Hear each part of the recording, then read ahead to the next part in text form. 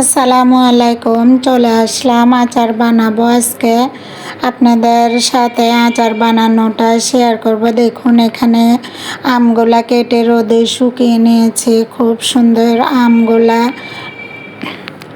এগুলা সুন্দর করে রোদে শুকিয়ে নিয়েছে। তারপর দেখেন এখানে আচারের মশলাগুলো নিয়ে নিলাম। সবগুলা তরতাজা আচারের মশলাগুলা সুন্দর করে সাজিয়ে নিলাম।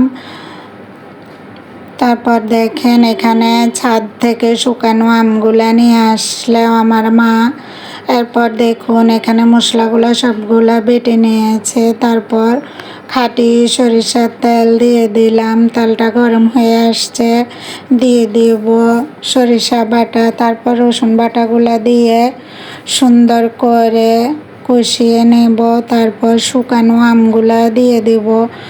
আচারের কথা শুনলে জিভে জল এসে যায়। আমরা বাঙালিরা সবাই আচার খেতে পছন্দ করি। ফ্যামিলির ছোট বড় সব বাচ্চারা আচার পছন্দ করে। সবাই আচার দিয়ে ফেলছে। আমি এই সময় আচার দিই। আমি আসলে সবসময় আমি এই সময়ে আচারটা দিয়ে থাকি, কারণ আমরা চট্টগ্রামে থাকি। এখানে তেমন বৃষ্টি পড়ে না, আর প্রায় রোদই থাকে। আর আমাদের ছাদে অনেক কিছু করা যায়।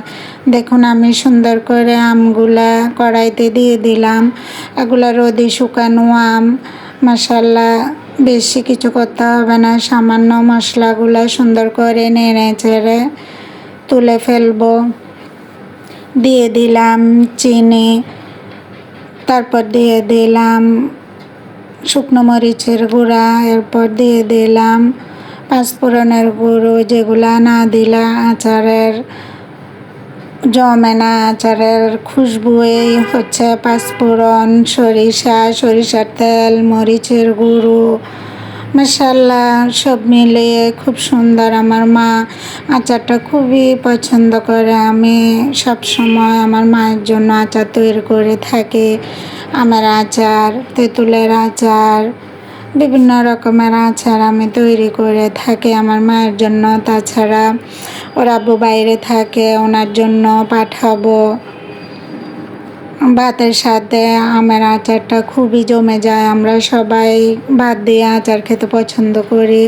খুব সুন্দর খুশবু আসছে, কালারটা খুবই সুন্দর হয়েছে। আমি এইভাবে প্রতি বছর আচার করে থাকি। এই সময়টাই আমি বেশিরভাগ আচার বানিয়ে থাকি, কারণ প্রথমে আমগুলা কাঁচা থাকে, অতিরিক্ত টক হয়। সেজন্য আমি এই সময় বেশি আচার দিয়ে থাকি। এই সময় আমগুলা অনেক সুন্দর, সুস্বাদু, মিষ্টি হয়। দেখুন এখানে 3টে কাচের বয়ম নিয়েছি। তারপর বয়মে দিয়ে দিলাম তেল দিয়ে সুন্দর করে বয়মগুলা সাজিয়ে নিয়েছি। এখন আমগুলা আমার ঠান্ডা হয়ে গেছে। এখন এগুলো সুন্দর করে বয়মে নিয়ে ফেলবো। সুন্দর করে বয়মে নিয়ে ফেলবো। তারপর কাচের বয়মে আচার খুবই সুন্দর মানায়। কাচের বয়মে আচারগুলা ভালো থাকে, সবসময় খেতে অসাধারণ লাগে। দিয়ে দিলাম সবগুলোই সুন্দর করে আস্তে আস্তে বয়মে নিয়ে নিলাম। তারপর এভাবে 3টা বয়মে ফুরিয়ে নেব। 3টা বয়মে সবগুলো সুন্দর করে আচার নিয়ে নেব।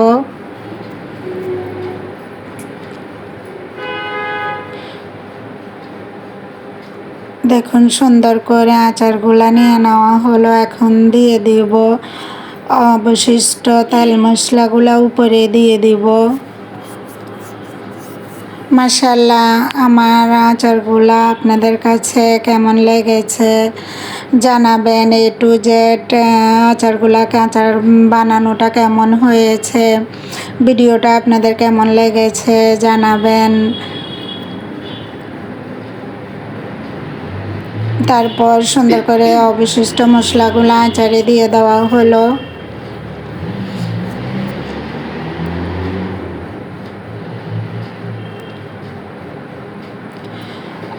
আমার আচারগুলা রেডি হয়ে গেছে। সবগুলা বয়মে নিয়ে নিলাম। দেখুন খুব সুন্দর লাগছে, দেখতে খুবই ভালো লাগছে। আমারও অনেক আনন্দ লাগছে, কারণ মনে ভেবেছিলাম এই বছর দিতে পারবো না, কিন্তু না, মাশাআল্লাহ আল্লাহ রহমতে দিয়েই ফেললাম।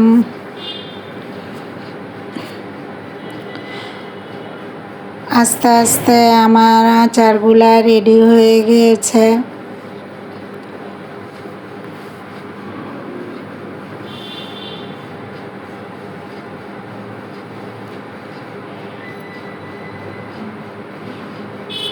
কিরে কি হয়েছে?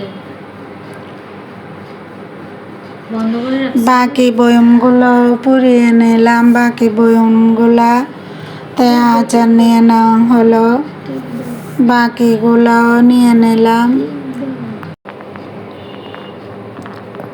বাকিগুলা নিয়ে নিলাম। এভাবে তৈরি হয়ে গেল আমার আচারগুলা, সবগুলা বয়মে রেডি হয়ে গেল। আমার একটা ছোট্ট বাবা আছে, আমার বাবাও আচার খেতে পছন্দ করে। আজকে 2 বছর ধরে আচার খোঁজে। দেখুন 3টা বয়ম পুড়িয়ে নিলাম, দেখতে খুব সুন্দর লাগছে, মাশাআল্লাহ খুবই অসাধারণ লাগছে। আল্লাহ হাফেজ।